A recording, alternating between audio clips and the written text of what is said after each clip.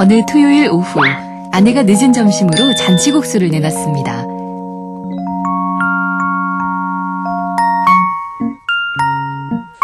시장이 반찬이라 한 그릇 뚝딱 비우긴 했는데 영 만족스러운 맛이 아니었습니다.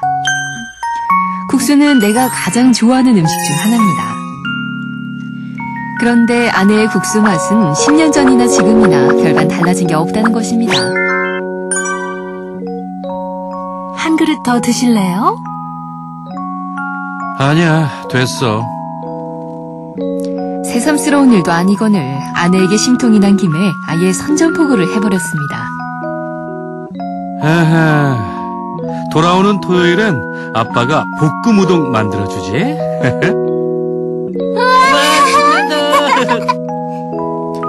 이참에 보란듯이 요리 실력을 발휘해 무심한 아내에게 뭐가 불만인지 알려주고 싶었습니다.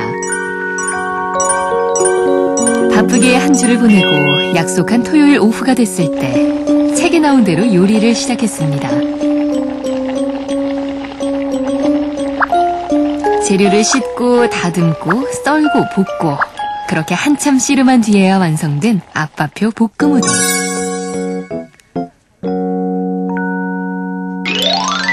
식구들의 반응은 기대 이하였습니다. 매운맛이 지나쳐 눈물 콧물 바람이었죠. 그런데도 아내와 아이들은 불만 없이 먹어줬습니다.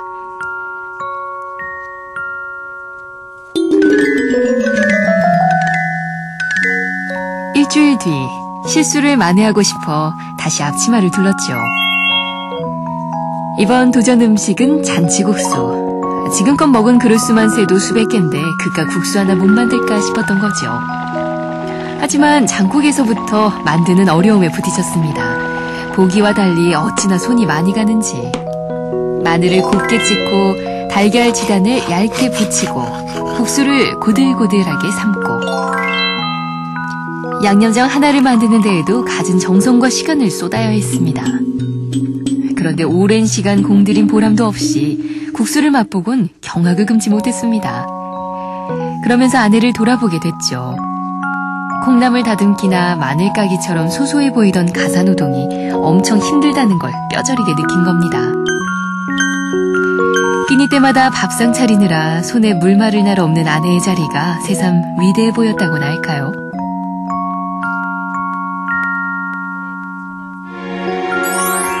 넘치는 사랑을 꾹꾹 눌러 건강한 밥상을 지키는 아내. 음식 투정 안 하기, 설거지 해주기, 고마운 마음 전하기.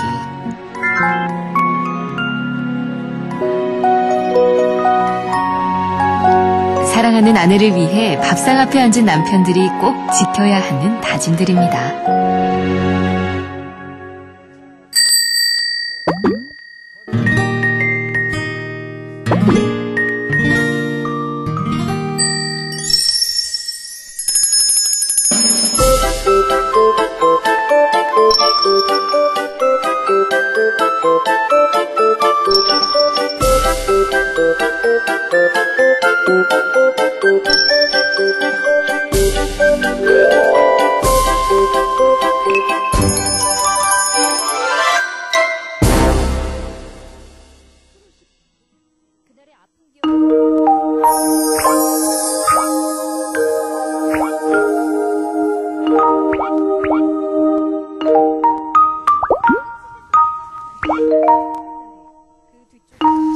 오래전 초등학교에 다니던 때 나는 보온 도시락을 가지고 다니는 친구들이 제일 부러웠습니다.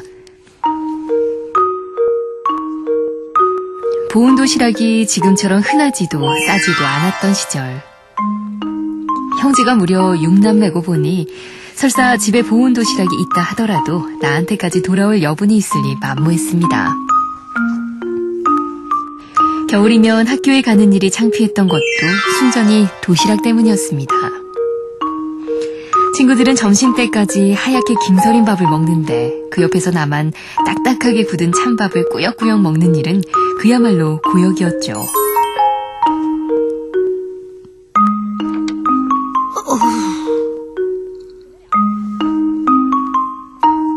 밥 안 먹어? 속이 좀 안 좋아서. 어차피 꺼내놓기도 부끄러운 도시락. 하루는 도시락을 일부러 집에 두고 간 적이 있었습니다. 나름의 시위였던 거죠. 그러자 큰일이라도 난 듯 할머니는 냉큼 도시락을 들고 학교로 오셨습니다. 빨간 보자기가 유난히 촌스러운 도시락을 내미는 할머니의 손을 나는 거세게 뿌리쳤습니다. 빨간 보자기를 그대로 들고 오시면 어떡해요? 창피하게.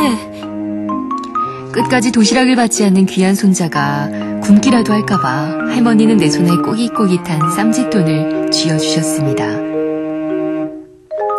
라면이라도 사 먹길 당부하셨지만 그때 기분으로선 먹을 기분이 아니었습니다.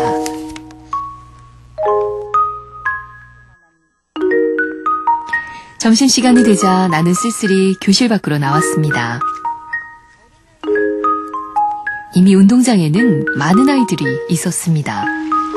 수도가로 몰려드는 아이들, 수도꼭지에 입을 대고 차가운 수돗물을 벌컥벌컥 들이키던 모습, 너무 큰 충격이었습니다. 도시락을 싸오지 못해 줄인 배를 수돗물로 채우는 중이었던 거죠. 도시락을 못 싸우는 애들이 이렇게 많을 줄이야. 돌처럼 굳은 찬밥이지만 빨간 보자기에 싼 촌스런 도시락이지만 어머니가 정성으로 싸주신 음식을 마다한 건 분명 잘못된 행동이었습니다. 그마저도 못 먹는 아이들에게 미안한 마음도 들었고요. 도시락의 맛이나 모양 같은 건 문제될 게 없는 친구들을 보며 나는 그동안의 배부른 투정을 깊이 뉘우쳤던 것입니다. 그날 이후 나는 빨간 도시락을 자랑스럽게 들고 다녔죠. 그리고 생쌀 같은 찬밥을 꼭꼭 씹어 맛있게 먹었습니다. 한겨울 장사로 고생하시는 부모님을 생각하면 비록 차가운 도시락이지만 그 안에서 온기가 느껴졌습니다. 빨간 보자기 속 도시락은 그 시절 내가 누린 따스한 사랑이었습니다.